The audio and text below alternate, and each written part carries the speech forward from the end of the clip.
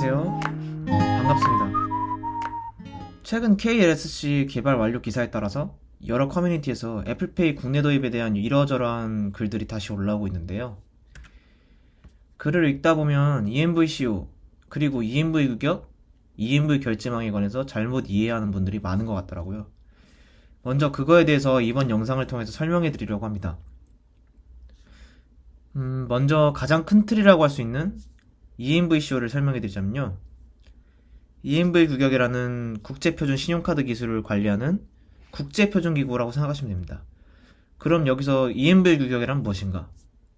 전에도 설명드렸듯이 맨 처음 유로페이, 마스터카드, 비자카드 등 3대 신용카드 프로세싱 회사가 공동으로 제정한 IC카드 관련기기 국제기술 표준기술을 말하는 거고요.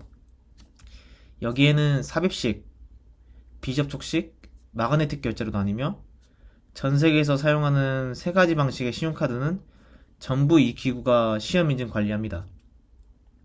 이 단체의 명칭과 사전적 정의에서 오해하실 만한 부분이 비자, 마스터, 유로페이가 뭉쳐서 만든 기업단체일 뿐이지 않느냐 라고 생각하실 수가 있습니다.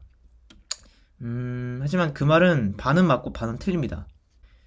예를 들어서 국제연합인 유엔이 설립되기 전 그 시초가 되는 국제연맹은 1차 대전 승전국들이 모여 만든 강대국들의 모임 정도였지만 이후 국제연합이 되면서 세계기구의 지위를 가졌듯이 EMVCO는 EU EMV 규격이 국제 표준이 됨에 따라 세계 여러 나라의 국제카드사와 금융사들이 정의원과 어소시에이션으로 참여하여 역시 국제표준기구의 지위를 가졌다고 보시면 됩니다.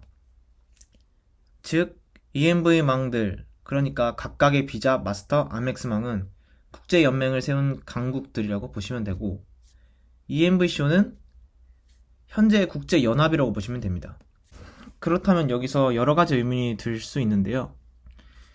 왜 EMV 규격이 국제표준이라면서 우리는 EMV 규격을 쓰지 않는 거지?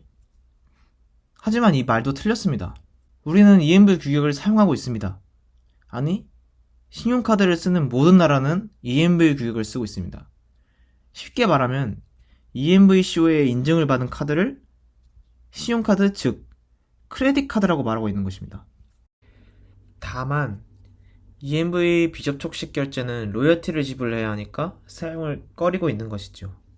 그 이유는 엄밀히 따지자면 아직까지 EMV 비접촉식 결제 방식은 EMVCO에서 인정하는 신용카드 표준 결제 방식이 아닙니다. 자기들이 만든 규격이지만 아직까지 표준이라고 인정하지 않는 거죠.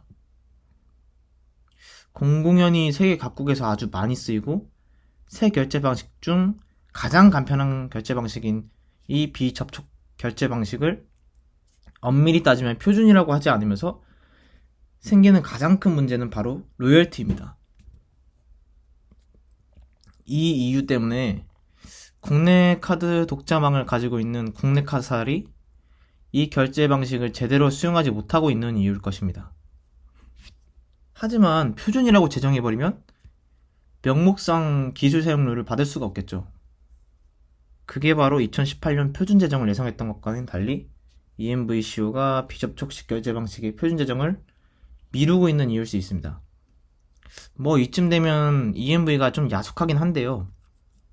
하지만 EMV만 탓하기에는 이미 여러 나라들에서 각자 자기들만의 비접촉 결제망을 독자적으로 구축해서 사용하고 있는 경우가 많은데 대한민국의 경우 아직까지 EMV의 IC칩에 100% 의존하고 있어서 발생하는 문제이기 때문에 완전히 탓할 수만은 없는 일입니다.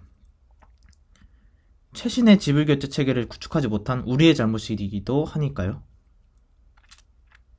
그래도 다행인 점은 최근에 KLSC라는 국내 독자 IC칩이 개발됨에 따라 내년부터는 양상이 달라질 것으로 기대하고 있습니다.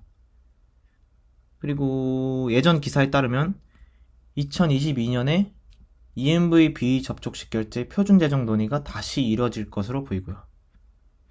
게다가 개인적으로 입수한 정보에 의하면 2022년에 이 KLSC가 여러 가지 준비를 하고 있는 것으로 보이기 때문에 일단 믿고 지켜봐야 할 것 같습니다. 시청해주셔서 감사하고요. 더 유용한 정보로 찾아뵙겠습니다. 감사합니다.